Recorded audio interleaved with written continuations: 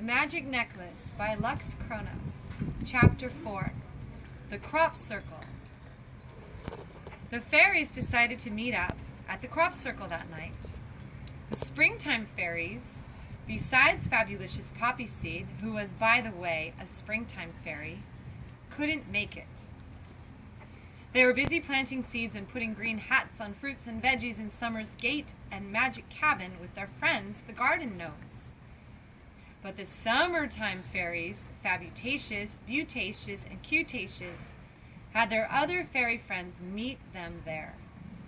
The winter fairies, Storm Castle, Brilliantine Castle, Tinsel Castle, Star Castle, and Aurora Borealis, all flew in from Winter Castle, as did the autumn fairies, Trifina Sky, Autumn, Pixel, Pansy, and Petal. Soon all arrived, and a blazing fire was 10 feet high in the sky. The smell of burning wood filled the air, and Brilliantine brought s'mores, so they were all in for a great night. Or so they thought. Dun, dun, dun. All of the singing and happiness caught the attention of the little spiders who flew from tree to tree, bush to bush. They could even sail through the air and catch a ride on an animal's back. They dangled and hovered in the shadows, watching and waiting from the branches of the trees, then lowered themselves down slowly, nudging ugly beasts awake. The spiders began to make webs.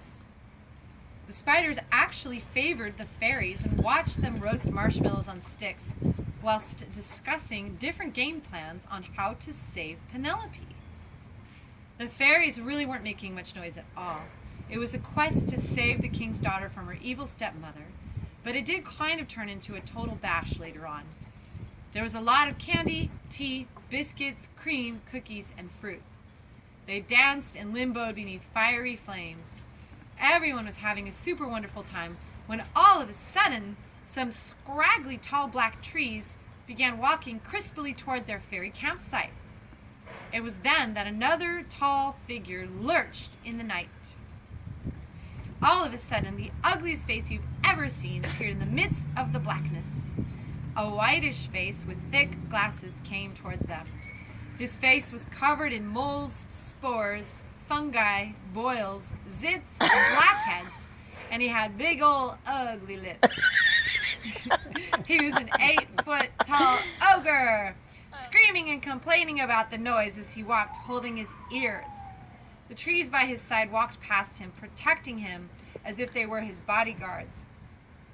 They were horrible, evil, charred, black, dead-looking trees with evil green eyes and bad souls. The spy flies became so frightened that they flew off and straight into the spider's webs. And you can guess what happened next. The fairies apologized to the ogre and promised to quiet down, but the ogre went on and on, complaining just to hear the sound of his own creepy voice. When the fairies told him they were sorry, he said, "What?"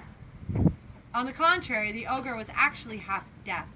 He couldn't really hear very well at all, but wanted to complain because he was super miserable. The fairies tried to be nice to him, even with his henchmen by his side.